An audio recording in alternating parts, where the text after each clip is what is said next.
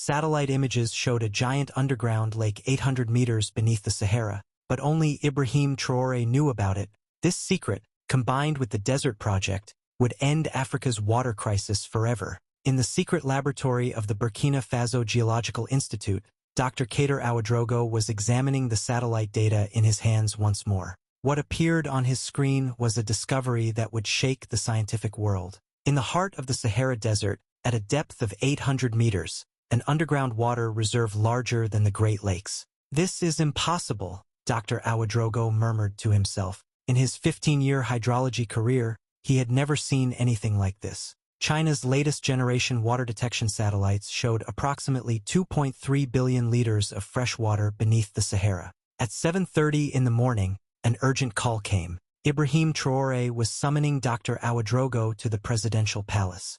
"Dr. Ouedraogo," said Traoré as he greeted the scientist, "we'll hold an urgent meeting about your secret water discovery."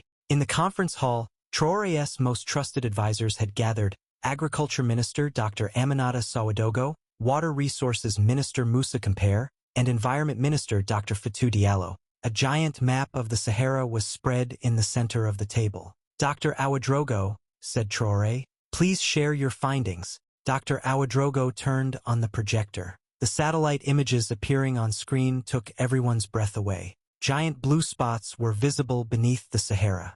"Mr. President, thanks to China's deep aqua satellites, we've completely mapped the geological structure of the Sahara. At 800 meters depth, there's an underground lake of approximately 50,000 square kilometers." Agriculture Minister Dr. Ouedraogo leaned forward. "How much water does this mean?" 2.3 billion liters of fresh water. "It can meet Burkina Faso's water needs for 100 years. The room fell into silence. Water Resources Minister Compere asked, "Is anyone else aware of these water sources?" Dr. Ouedraogo pulled out a document from his file. "That's where the problem lies. Israeli company AquaTech Solutions obtained permission for geological research in the Sahara 3 months ago, but they're actually trying to detect water sources." Ibrahim Traoré's face hardened. "What are they planning?" "According to our sources, they'll detect the location of the water and apply to international courts claiming water rights. Technically, this water reserve isn't within any country's borders." Environment Minister Dr. Diallo spoke with concern. "So Israel can claim the water in the Sahara as their own?" "Not just that," said Dr. Ouedraogo. "AquaTech's plan is to extract the water and sell it to their own countries. They see Africa's water crisis as an opportunity." Traoré stood up and walked toward the window. Outside, the city of Ouagadougou was visible, struggling with drought under the scorching sun. "So what can we do?" he asked without turning around. Dr. Ouedraogo answered excitedly, "Mr. President, if we act quickly, we can extract the water sources ourselves and turn the Sahara into green land." "How?" "With China's agricultural technology, India's drip irrigation systems, and Brazil's desert farming experience. With a $100 billion investment, we can transform 50 million hectares of desert land into agricultural area." This figure shocked everyone. Agriculture Minister Dr. Ouedraogo gasped, 50 million hectares? That's an area the size of Germany. Yes, and this project won't be just for Burkina Faso, but for the entire Sahel region. Traoré returned to the table and looked at the map.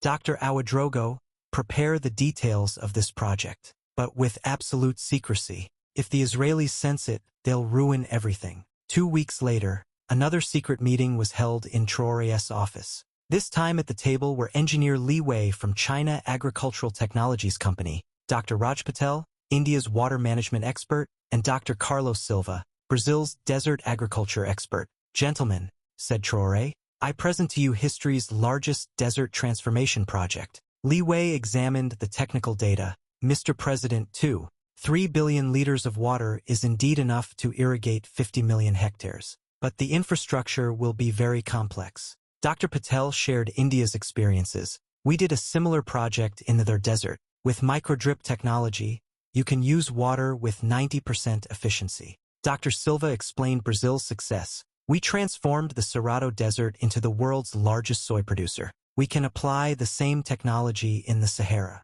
The project plan quickly took shape. Phase 1, Year 1. Drill 1,000 deep wells to reach underground water. Phase 2, Year 2 ** lay 500 kilometers of main water pipeline Phase 3. Year 3 ** install microdrip irrigation systems Phase 4. Years 4 to 5 ** desert afforestation and creating agricultural areas cost $100 billion.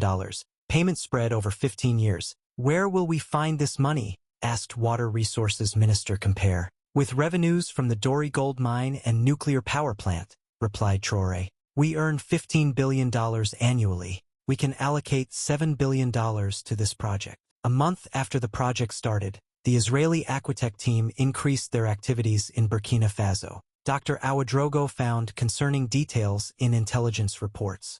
Mr. President, he told Traoré, the Israelis have become suspicious. They're doing much more aggressive drilling. What kind of drilling? Much deeper than normal geological research. They're trying to go down to 800 meters. Traoré immediately took action. He called Intelligence Chief Sankara. Sankara, we need to stop the Israeli team, but without causing an international crisis. How will we do it, Mr. President? Very simple. We'll declare the Sahara a national security zone. No one can enter without permission. The next day, the Burkina Faso government made the historic decision. A 200,000 square kilometer section of the Sahara Desert within Burkina Faso's borders was declared a national environmental protection zone. The Israeli AquaTech team was forced to stop their operations. Company CEO David Goldstein held a press conference in Tel Aviv. Burkina Faso's decision is against international law, said Goldstein. The Sahara doesn't belong to any country, but Traoré was prepared. He held a counter-press conference in Ouagadougou the same day. The Sahara Desert has been part of Africa for thousands of years, said Traoré. We have the right to protect and develop these lands. We won't allow anyone to steal Africa's natural resources. Meanwhile, the project was progressing rapidly in the field. Chinese engineers began drilling the first wells with special drilling machines. When they reached 800 meters deep, the water that emerged exceeded expectations. Incredible! Shouted engineer Li Wei when he saw the first water surface. We didn't expect such clean water. Dr. Patel tested the water quality. Perfect pH value, ideal mineral content. This water is very suitable for agriculture. In the first 6 months, 100 wells were drilled. Each well produced 50,000 liters of water daily.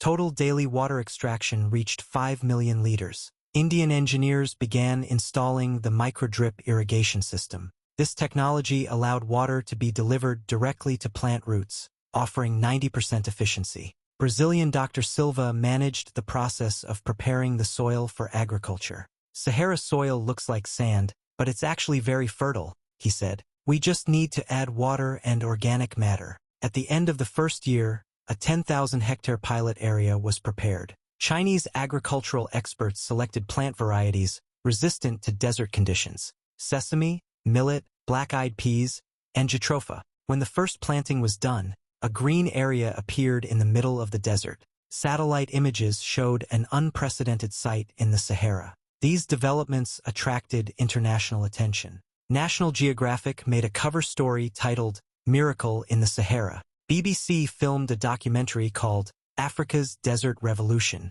but the biggest reaction came from Israel. The Prime Minister called Traoré directly to voice his objection. Ibrahim, these water sources are international in nature. They don't belong only to you. Traoré gave a calm but determined answer. Mr. Prime Minister, these waters are under Burkina Faso's territory. We have sovereignty rights. We'll apply to international courts. Go ahead. But the water is being extracted from our territory and used by our people. In the second year, the main water pipeline began to be laid. A 500-kilometer pipeline would carry water from wells to agricultural areas. Chinese company CNPC used the most modern technology. During the pipeline laying, an unexpected discovery was made. At 400 meters depth, an even larger water reserve was found. This is incredible, said Dr. Ouedraogo. The second water layer is 3 times larger than the first. This discovery expanded the project scope.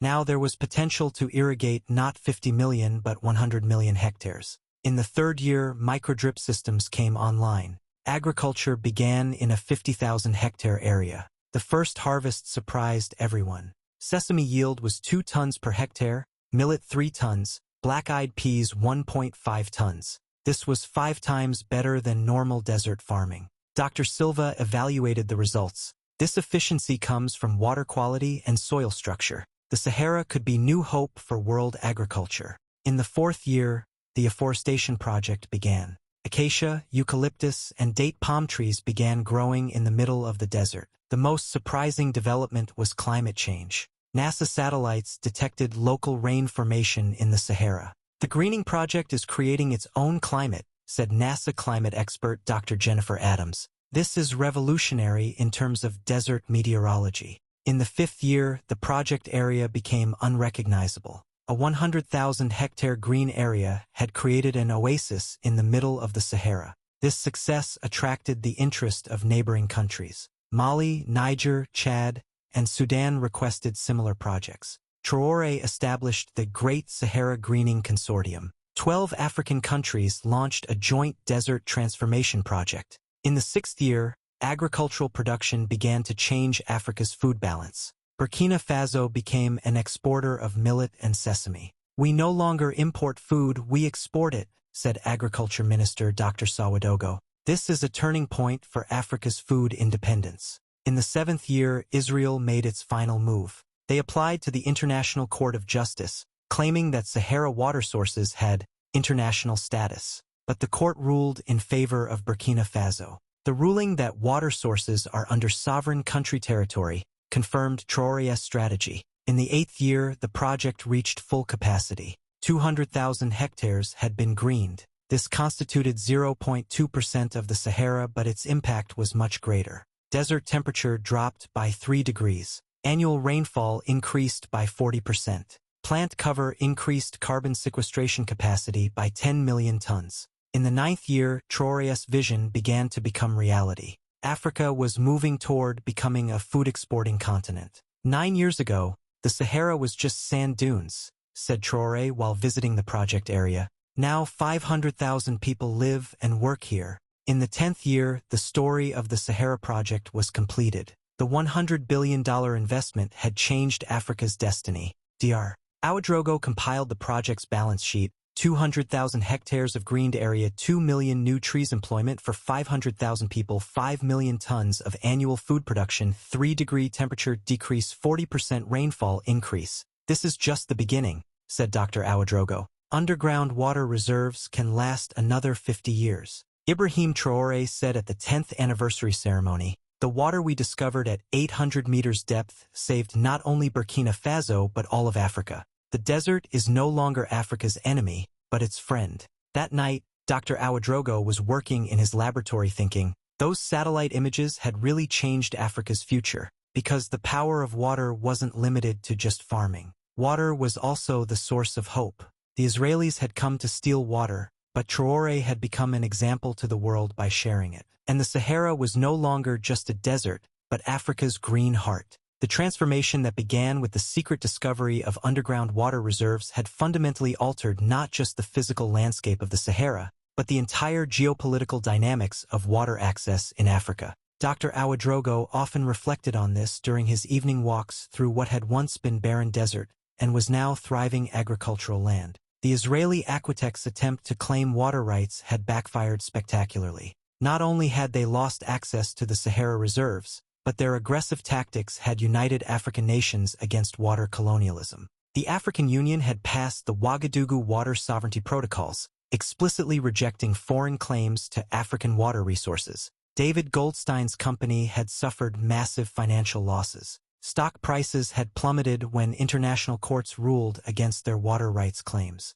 Internal emails, later leaked to the press, revealed AquaTech's strategy of exploiting African water scarcity for profit, causing a public relations disaster in Israel. They thought they could treat African water like oil, Dr. Patel observed during a conference in New Delhi. But water is life, and Africans won't allow their life source to be commodified by foreign corporations. The success of the Sahara project had triggered what water experts now called the African Aquifer Renaissance. Countries across the continent began comprehensive geological surveys of their own underground water reserves. Chad discovered massive aquifers beneath the Lake Chad Basin. Niger found water reserves that could transform the Air Mountains region. Mali identified underground rivers that had been flowing beneath the desert for millennia. Dr. Ouedraogo had become a continental figure, advising governments from Morocco to South Africa on sustainable water extraction and desert agriculture. His methodology, combining satellite detection with traditional African knowledge of underground water signs,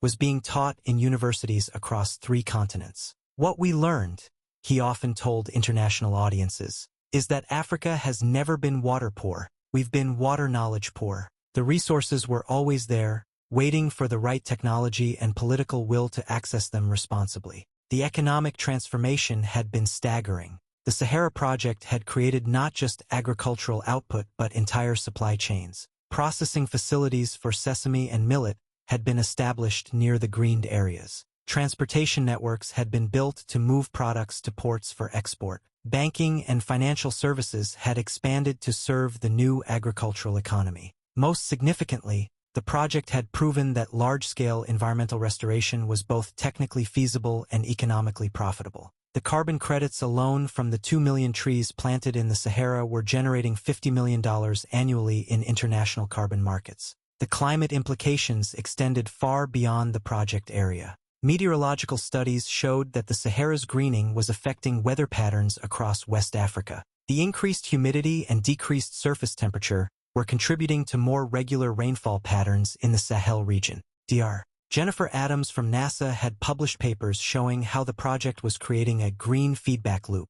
More vegetation led to more clouds, which led to more rain, which supported more vegetation. The Sahara was essentially helping to heal itself. European climate scientists initially reacted with skepticism to claims that human intervention could reverse desertification on such a scale. But satellite evidence was undeniable. The European Space Agency's latest reports confirmed that the Sahara Project had created the largest human-made environmental transformation in recorded history. The social transformation had been equally profound. The 500,000 people now living and working in the Green Sahara represented a new kind of African community. They were farmers, engineers, researchers, and entrepreneurs who had migrated from across West Africa to participate in the Green Revolution. Traditional nomadic communities like the Tuareg, who had been displaced by decades of desertification, were returning to lands their ancestors had grazed. But now they were working as guides for agricultural teams and experts in desert survival techniques that proved invaluable for project operations.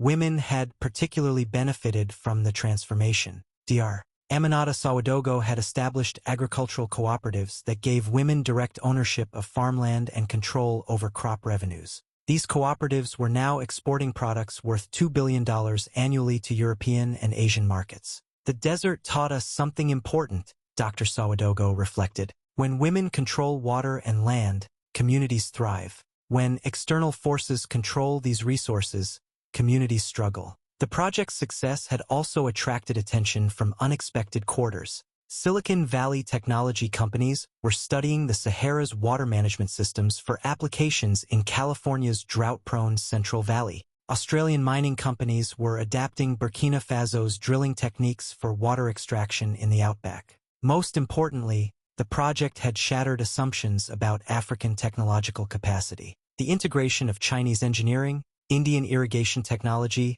and Brazilian agricultural techniques had been managed entirely by African project managers and engineers. We didn't just import solutions, Li Wei noted during a technical conference in Beijing. African engineers improved our designs, adapted our technology to local conditions, and created innovations we're now implementing in China. The Israeli water strategy failure had broader implications for resource extraction approaches across Africa. Companies that had previously assumed they could claim African resources through legal manipulation were finding much stronger resistance from governments that had learned from Burkina Faso's example. As the 10th anniversary celebrations concluded and planning began for expanding the project to Chad and Niger, Dr. Ouedraogo maintained the small office where he had first analyzed those crucial satellite images. On his desk, he kept a vial of water from the very first well drilled into the Sahara aquifer. Every time young scientists visit, he often said, I show them this water and explain that the most powerful force for change isn't technology or money or politics.